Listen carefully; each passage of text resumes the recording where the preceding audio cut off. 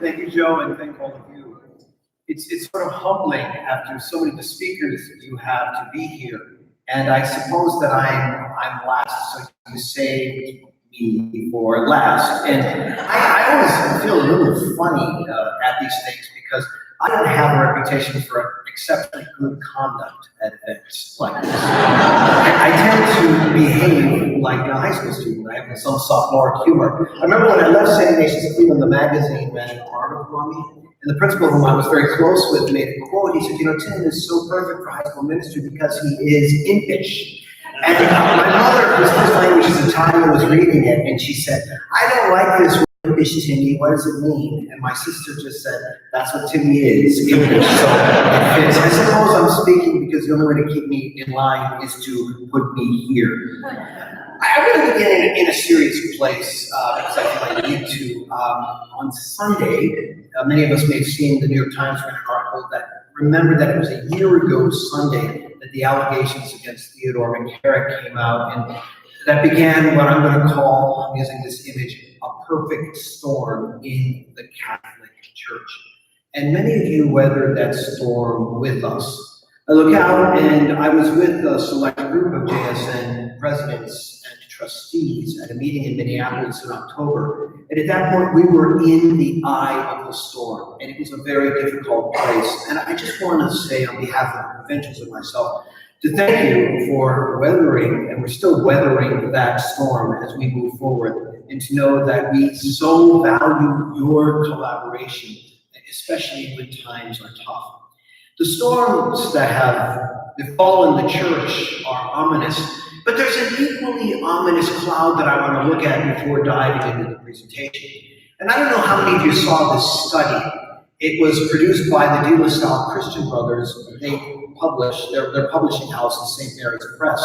It's titled Going, Going, Gone. And it's about the disaffiliation of young Catholics. And this is a very real phenomenon in our church.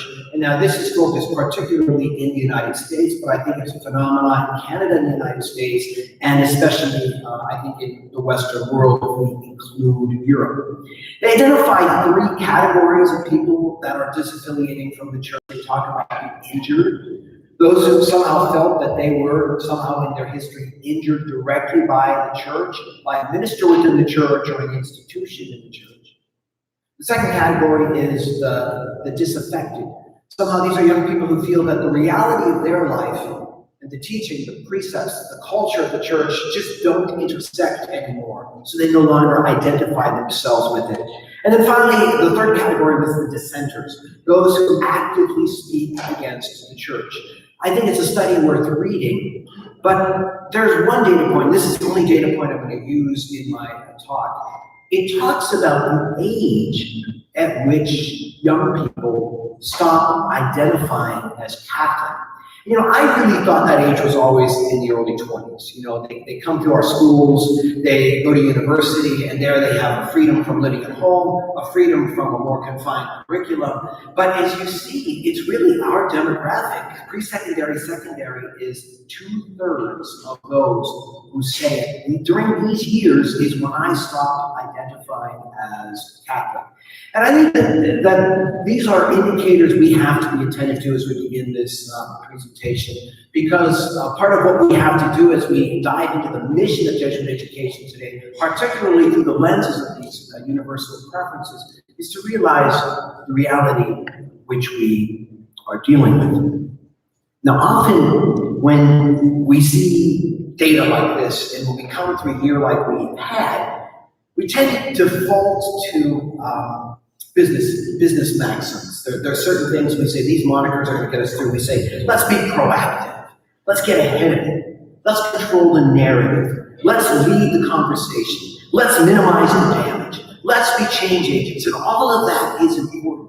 But at the end of the day, we are not a business. We don't make widgets. We form young Christian women and men into women and men for others. And if there's one thing we know about our students, is they can see through us.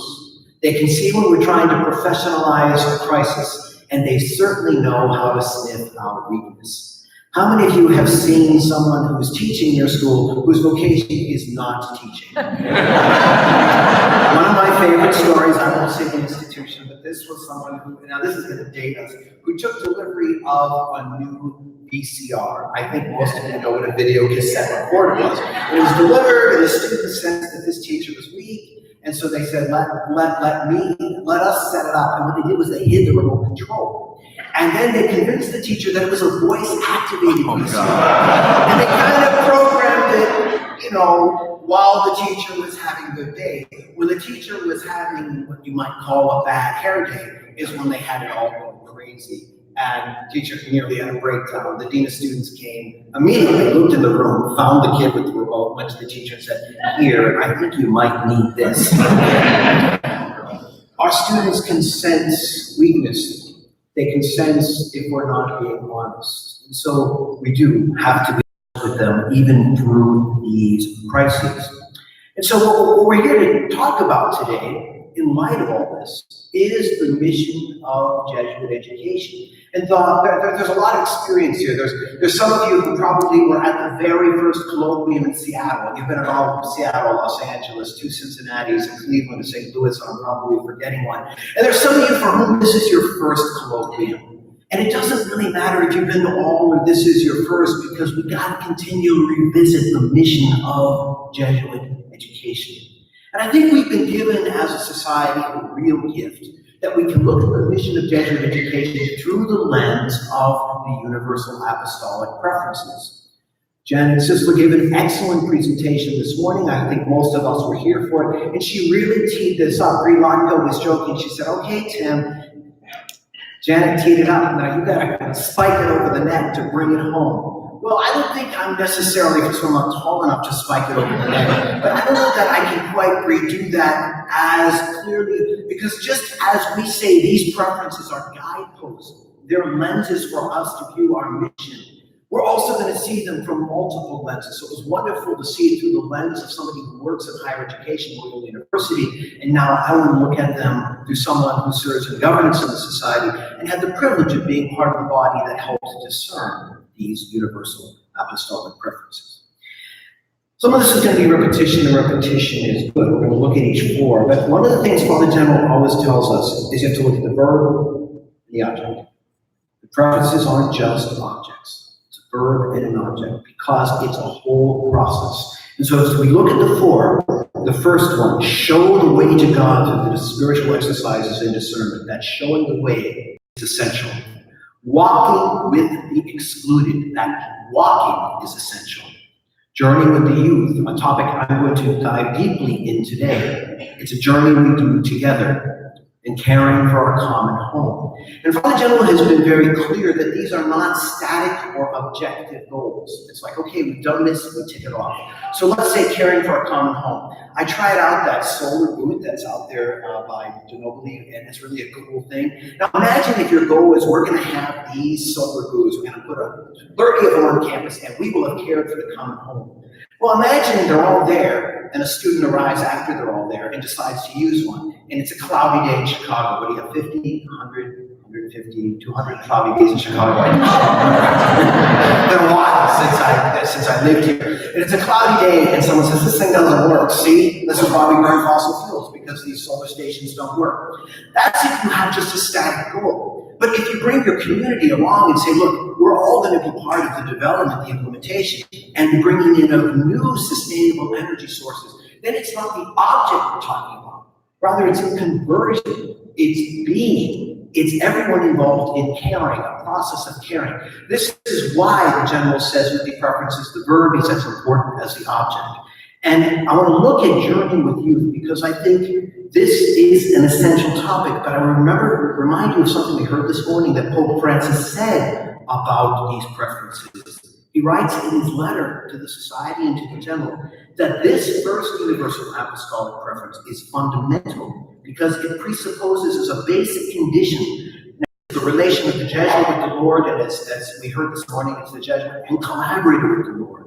This personal and communitarian life of prayer and discernment. So the preferences go hand in hand, they're all integrated. So with this discernment, the spirit of discernment and journeying with the youth, I want to look at how we discern together. And I think the way we should approach, by the way, if anyone's going to take pictures of these slides, at the end of this presentation, there's going to be a link to all of them. So you can just copy that link, and then you can go and you'll have access to all of these. Okay, point of information. If we want to talk about journeying with youth, accompanying them in a hope-filled future, I think something that's important for us to do is discern the shadows and the lights in Jesuit education. Because if we're looking at the verb, discerning is a very serious part of it. And discernment means that everyone's voice here matters. Because God can speak through each of us in new and unique ways, whether we're veterans or we are novices to this great ministry. God can work through us. I choose shadows and lights. I don't choose strengths and weaknesses, or opportunities and threats, or successes and failures, because they seem like, well, these are wrong and these are right. But discernment, right and wrong, isn't always easy. It's not always clear. And we need both shadows and light. When it's sunny out, we seek the shade. When we want to sleep, we seek darkness. Without light, there is no presentation. And light does illumine our lives, but we need them both. And so discerning shadows and lights in Jesuit education are important. And that's an exercise I'd like to do together with you today. I'm going to begin by looking at shadows, and I've chosen 4 shadows: crowd, certitude, condemnation, and conceit. Those are the 4 shadows I've chosen. So let's begin with the crowd mentality. Now, crowd mentality has always been a dynamic of youth. I've always laughed at students who hate uniforms. I am not wearing a uniform because they all wear the same shoes, the same jackets, the same brands, the same colors. Dressing like the crowd, blending in with the crowd is so normal. Standing out, standing apart can be difficult in these formative years.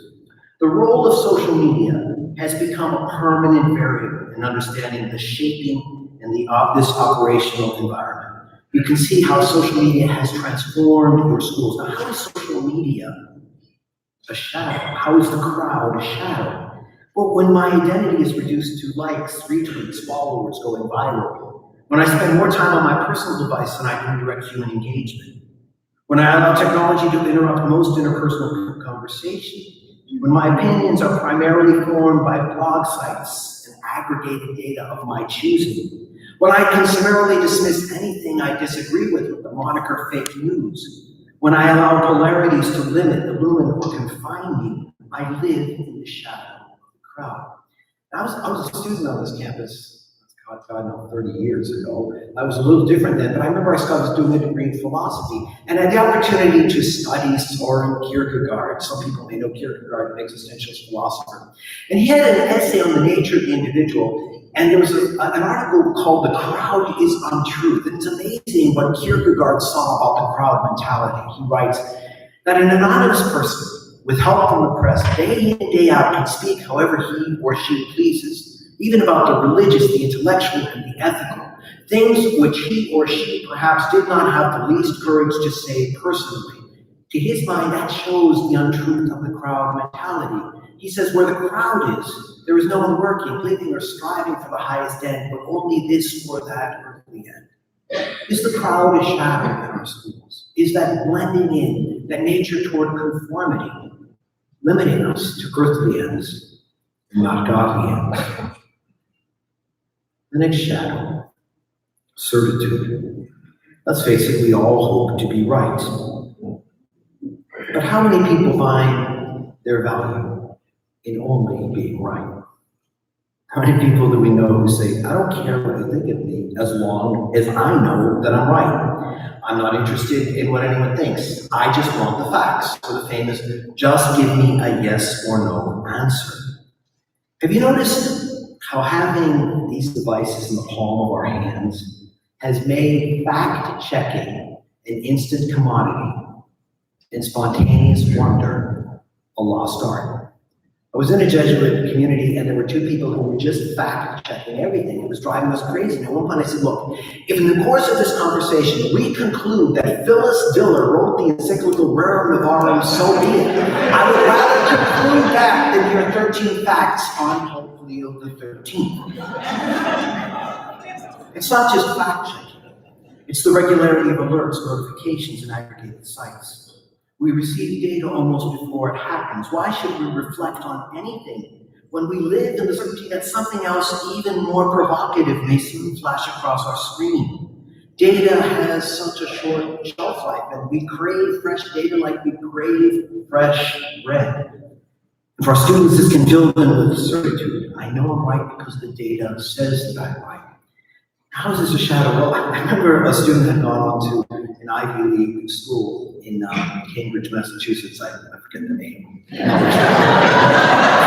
student came back from Harvard University, Harvard College, and said, so many of my professors are just so atheists. They still don't believe in God. Could you give me a refresher on proofs for the existence of God so I can go back and use them with my professors? So I'm like, well, Plato and Aristotle had their cosmological arguments. Anselm had his ontological argument. The kids writing down, what's cosmological, what's ontological? I said, okay, skip those. Thomas Aquinas had 5 proofs for the existence of God. Descartes admitted the logical necessity of a benevolent God. And he's writing this down. I said, but I love the poker. I'm a poker player. And my favorite proof is Pascal's wager, because for Pascal, the odds are 3-1. I said, 3-1 odds, how can they resist? And the kid puts his pen down, he looks at me and goes, Father, I'm being serious. And I say back to him, so am I. I said, you go back to Harvard, dragging out your Christian Apologetics 101 to prove your professor something. You're going to look like a refugee from Bible camp. What you need to do is what anyone of faith needs to do. Is to kick certitude aside and say, in a classroom, to have the courage to say, this is what I believe, this is why I confess a belief in God, and this is how my faith informs me. They may disagree with you, but how can they criticize who you are? Certitude can be a shadow. I recently came across a translation of the Confessions of St. Augustine by Henry Chadwick, and this is a very famous quote from Book 10, but I like the way what Augustine writes, I think, touches upon certitude. He writes, people are moved to wonder by mountain peaks, by vast waves of the sea, by broad waterfalls on rivers, by the all-embracing extent of the ocean, by the revolution of the stars. But in themselves, they are uninteresting. How to remove them from certitude to self-love and self-interest? The next shadow I want to look at is condemnation. And I'm going to begin, actually, we're here in Chicago with the former Archbishop of Chicago, Francis Cardinal George. I knew him when I was provincial here. In 2009, he wrote a book called The Difference God Makes, a Catholic Vision of Faith, Community, and Culture. Cardinal George was a philosopher and a theologian. And in this book, he reflects on what he interprets to be sort of the Calvinistic, Puritanistic roots of the United States. And he has midway through the book this quote where he says, in this second culture, the one thing that cannot be done is to forgive. To forgive is to lose. He writes, we live in a world where everything is possible. Nothing can be forgiven. He says, if you think about our faith, not everything is possible. We know the commandments, but forgiveness is always there.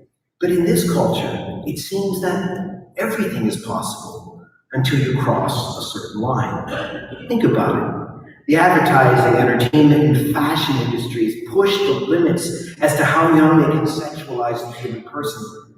But if someone crosses a certain line, that person is damned.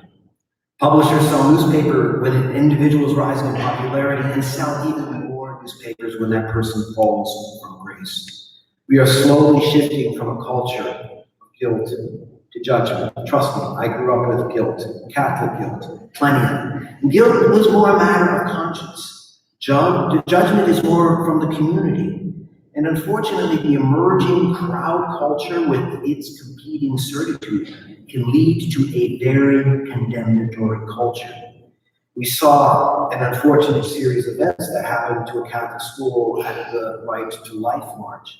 And we saw how quick all sides came to condemnation. Someone I worked with made a little adage to Cardinal George: everything is possible, nothing can be forgiven, and everything must be punished. Condemnation can be a shadow in our lives.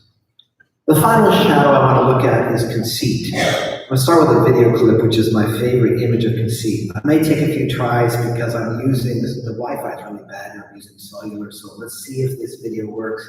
You all know who that is. You probably know this clip. So here we go, let's see if it works. I don't think we have sound. We can make sound effects.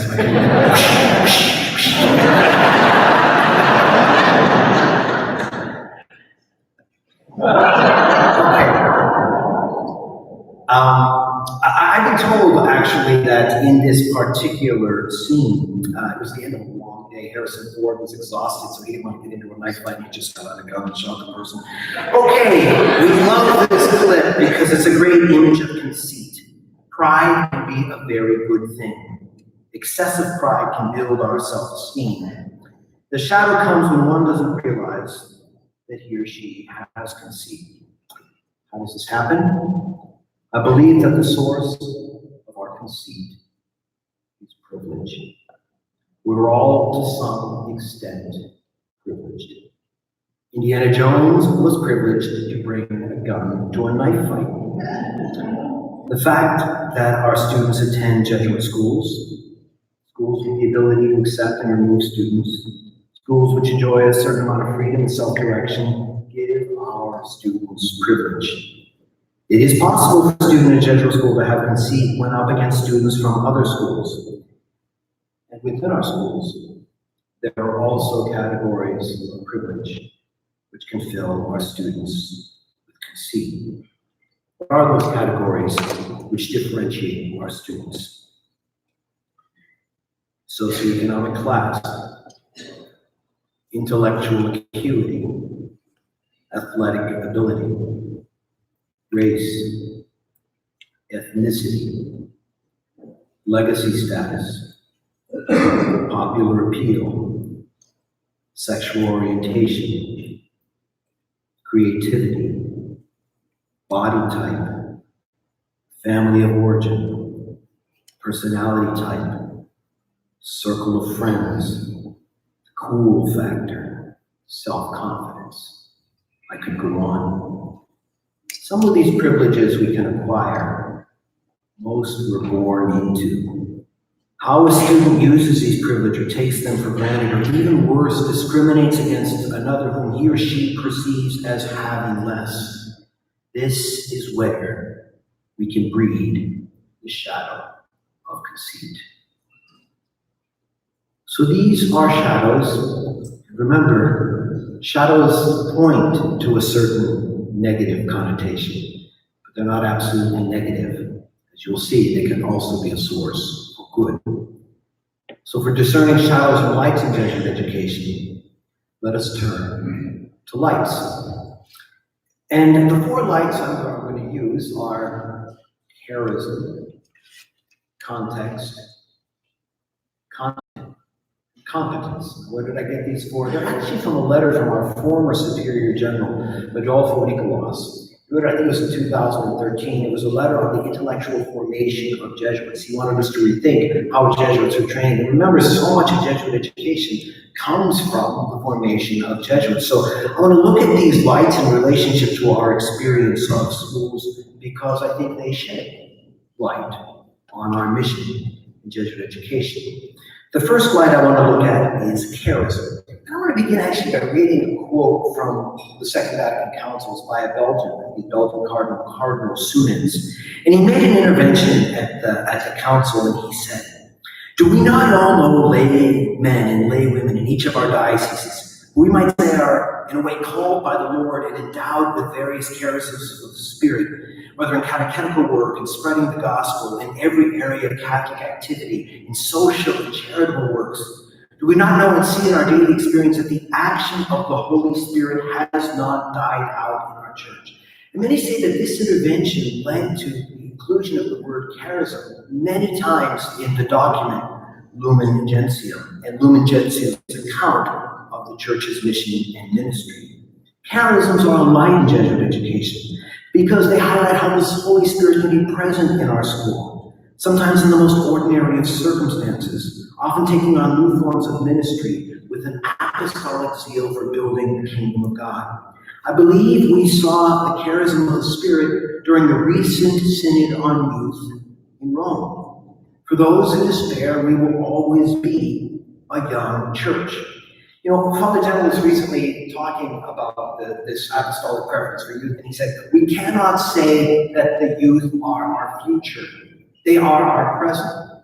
Someone else is our future. We are serving the church of the present and serving youth. And I think that was the great joy of the Synod, was it didn't look at these young people as test cases for the future, rather to see how the charism, how the Holy Spirit is alive in them, and that's a call to all of us.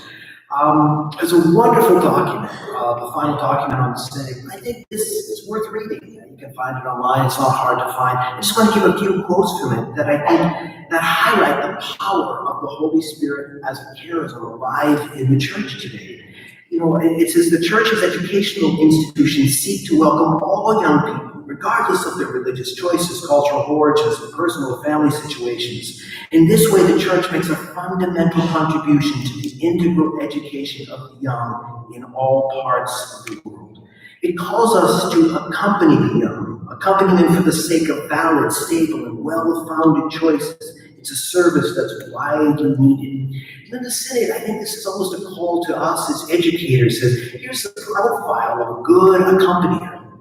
A good accompanier is a person who's balanced, a listener, a person of faith and prayer, who is the measure of his or her own weaknesses and frailties. Hence, he or she knows how to be accepting of the young people being accompanied in a way that does not moralize or judge, but corrects and teaches when necessary. Our charism is to be evangelical. Our charism is to give robust witness to our faith, to recognize that it's held in all of us, and that we must all walk with our youth as witnesses to our faith. The next slide I want to look at is context. I'm going to begin with a funny image. I'm not in this picture because that would be a distraction, but this is what my grade school looked like. I picked another class. You know, it's really telling. It just tells you the context of Catholic education in the 70s. So I had Sisters of St. Joseph. You can see sisters in her modified habit. 2 years before, they had the full habit with the wimple. They're the modified habit. Our ties used to match the girls' jumpers, but what happened was the store that sold them didn't get a good deal, so we were given permission to wear any ties that we wanted. You can see that there is a lay teacher there, and you can see the haircuts are somewhat unfortunate looking. I too had an unfortunate looking haircut, but long hair, no longer the flat tops or the buzz cuts, was a concession of the 70s. Now, when this picture was taken, 12% of all U.S. students attended school under Catholic auspices. And when this picture was taken, Catholicism was all prevalent in our cities. A lot of us grew up in Catholic ghettos. I grew up in a Catholic ghetto in dreary, Erie, Mistake on the Lake. So Catholic was our ghetto. Our humor was ostensibly Catholic. I can still remember a time, I've told this story before, serving benediction. We preferred serving benediction to Mass because it was shorter. Not a very noble reason, but hey, at least we were in church. And some of you may know in benediction that there's a little chanting in response. And let's just say our pastor was a friend of the skillet. He liked his groceries. He was not a stranger to the table. And I'm kneeling next to him, and there's this kid Mark, here's me, and the pastor chants, "You have given them bread from heaven." Kid next to me chants, "And he ate it all." I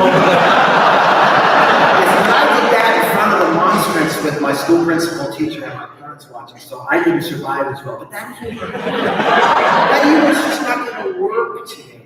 That notion of Catholic culture has changed. So I ask that when we look at the context of Catholic education today, we have to realize that part of the gift is to see their current context. We need to see it with the eyes of faith. We can't just project our own history, our own belief system, because this new context is a grace and blessing. When Father Nicholas talked about the richness of context, he says it helps us to understand and appreciate the complexities of the human condition. It helps us to analyze structures and developments in society and culture, especially those that are relevant to faith and religious justice and pluralism. One of my favorite Catholic writers from the U.S. is Flannery O'Connor. Many of you may know her, a Southern writer. She died, unfortunately, at the age of 39. Her day often actually began, she was recovering from lupus, but it began with Mass, and she did some writing, and then she did some reading. And I think she's a prolific voice on Catholic thought. And some of you may know her book, Mysteries and Manners.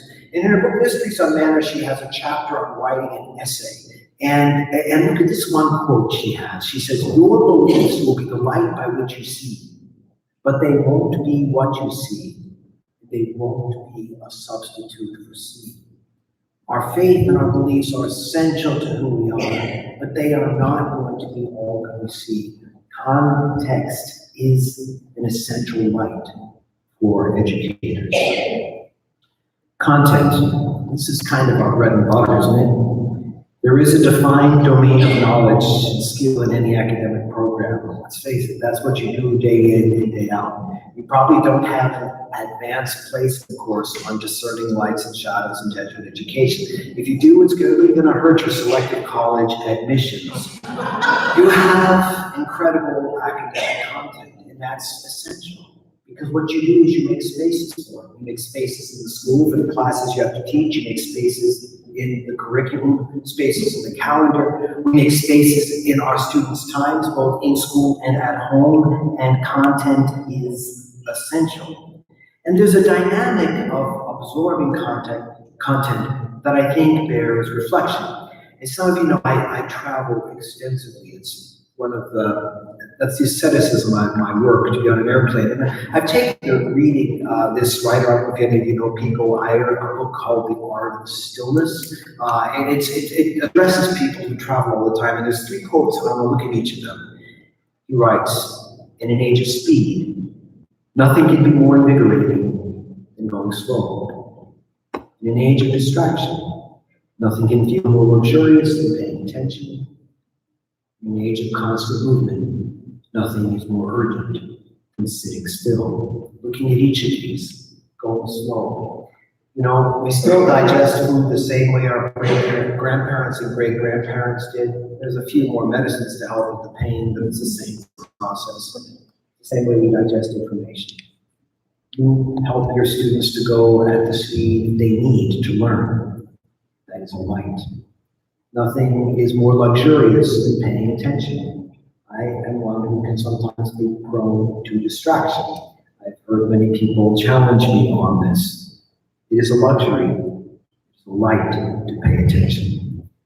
And in an age of constant movement, there's nothing more urgent than sitting still. Sitting still now. That day in, day out activity that many of you do in the classroom is the light. The final item I want to look at is competence, and I actually want to go to another document of the Second Vatican Council. And that document is Bravissimo Educationis. It's the Declaration of Christian Education in 1965. It's a powerful image in this document. The document says education remains critically important in the formation of the human person by teaching how to live well so as to be able to live with God for all eternity. Competence to live with God for all eternity. When you think of everyone says, "What's your elevator speech?" especially for fundraisers. And a lot of times your competition are suburban public schools or urban magnet schools or other independent schools. Imagine if you said, "Our mission is to help our graduates live with God for all eternity." You're only talking 50, 80, 100 years. We're talking infinity. I don't mean to boast, but think about the power of this statement. There's nothing sadder, there's no greater pain than if your school has suffered the trauma of a student dying. But if you're at that funeral of a student who dies with the classmates, it's amazing how the administration, the ministers, the students are all humble before God, because we see where that student has gone, albeit too young, we will someday go. Our schools and a light of our schools is giving our students, our alumni, our faculty and staff the ability to see themselves as living with God for all eternity.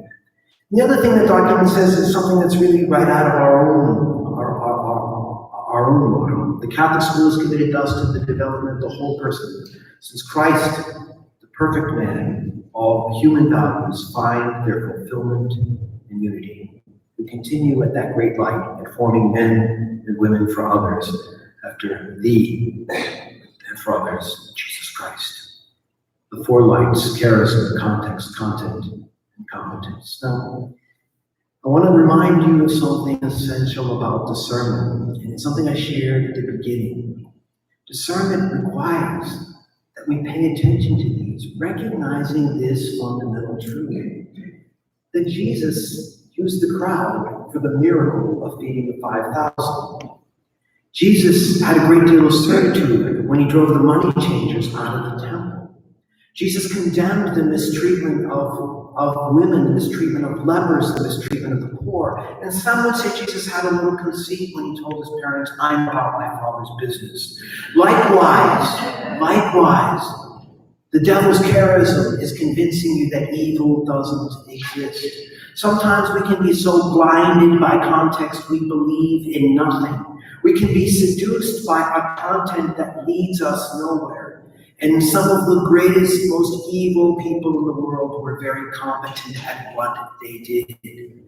This is why it's so essential that the mission of Jesuit education be discernment. And that discernment be what helps us live out these universal apostolic preferences. They will have to be discerned. They will have to be prayed over with everyone in our institutions. But think for a moment. As we know, they are universal, that they're not priorities because priorities can be specific to a language, specific to a culture, specific to a region, specific to a history. Preferences can be used by all nations, all cultures, all languages. And think of the magnitude of every Jesuit apostolate throughout the world, discerning these preferences, and together, coming together and forming an apostolic voice with a charism and a hope for the future. I believe that this is at the heart of the mission of Jesuit education. I think that this is something which will propel us as we go forth from this colloquium at this time, knowing that in all we say and do, we are dedicating ourselves to the greater honor and glory of God. Thank you very much for your attention.